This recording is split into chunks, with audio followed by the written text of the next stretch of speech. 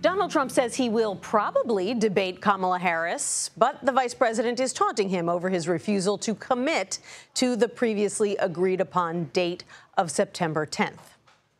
I do hope you'll reconsider to meet me on the debate stage.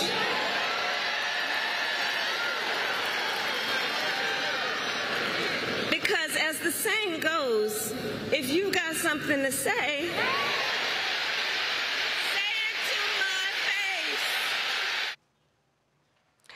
let's bring in our political panel, Meghan Hayes and Maura Gillespie. Meghan served as special assistant to President Biden and White House director of message planning. Maura is a Republican strategist who served as an advisor to former Speaker John Boehner and Congressman Adam Kinzinger. Welcome to you both.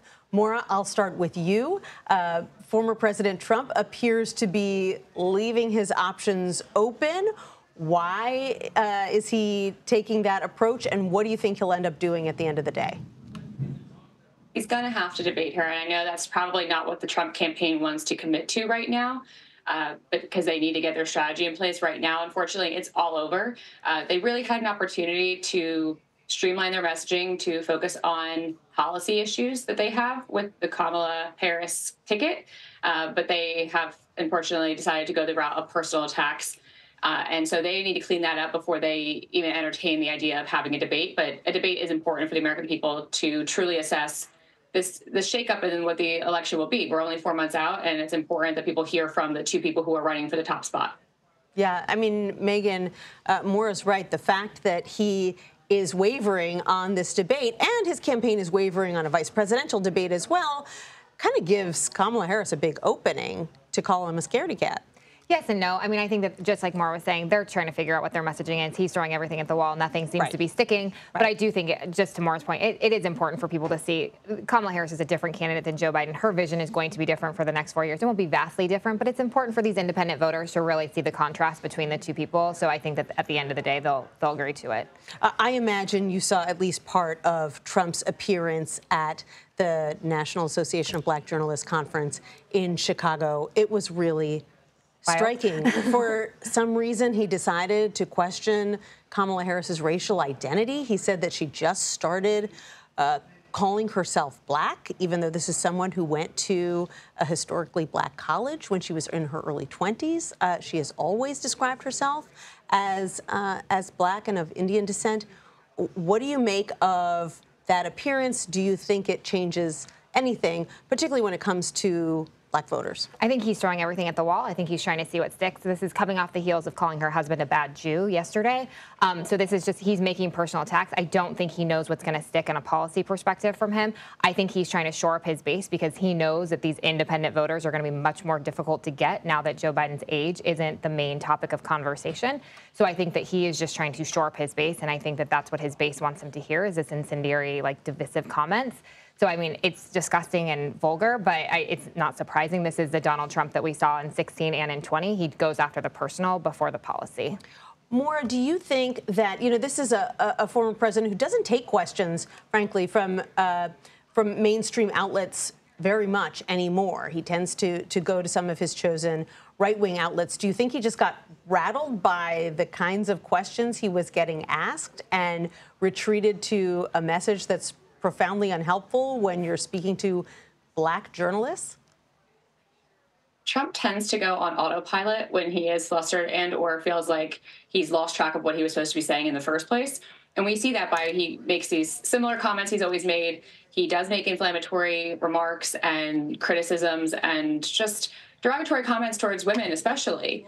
And I don't see how this plays well, given I'm getting loads of text messages today about Democrats, the progressives are out to take away Kamala Harris, the most anti-Catholic candidate ever to run for president, and things of that nature. And then on the flip side, you're espousing and derogatory comments that don't really fall in line with the Christian values that you're purporting to represent.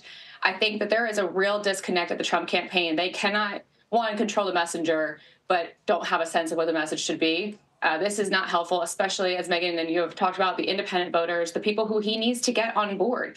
There's a small sliver of voters who both candidates really need to try and win over, because both so far have not done so. The Biden-Harris campaign administration and the Trump campaign have isolated this more moderate pool of voters.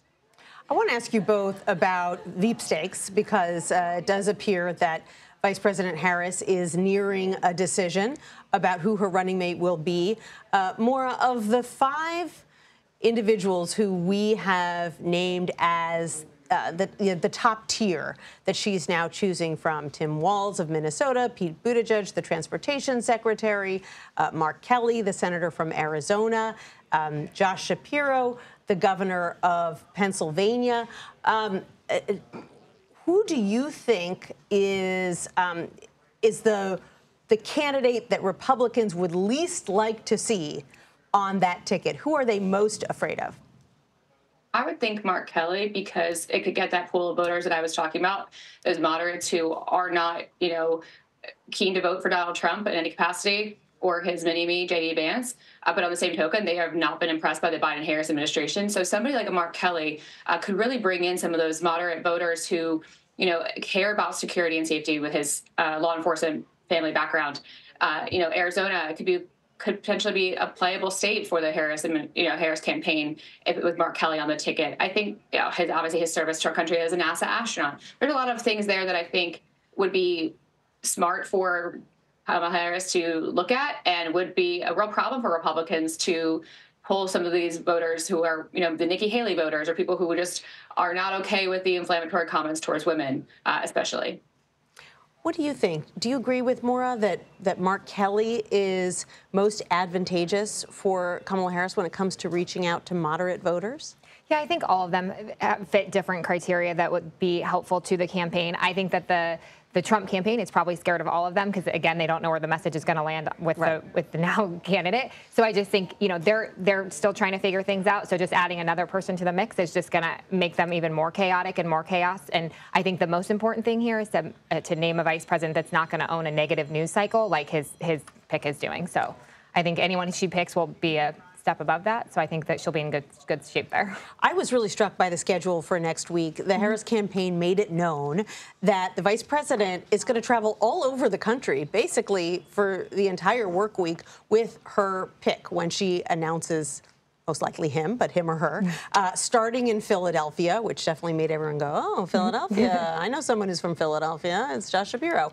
But you don't usually see that. You don't usually see a presidential and vice presidential nominee travel together like that to so many events. Typically, they tend to divide and conquer.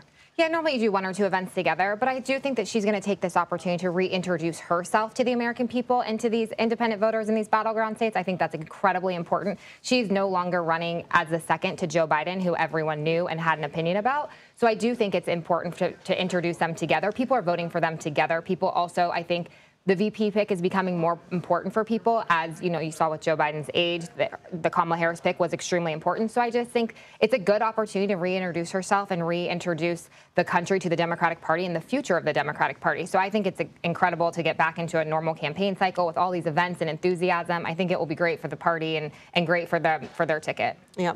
Maura, on the Republican side, President Trump has been asked repeatedly now about his pick, J.D. Vance. He said today, well, vice presidential nominees don't ever make a difference anyway, so it doesn't really matter.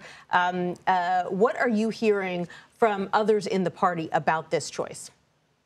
Well, the reality is this does matter a lot. And I know we haven't given much focus to vice presidential picks in the past, but when it comes to, especially the Republican Party, right now, I don't think that J.D. Vance was chosen because of anything other than the fact that Trump really thought he had this in the bag.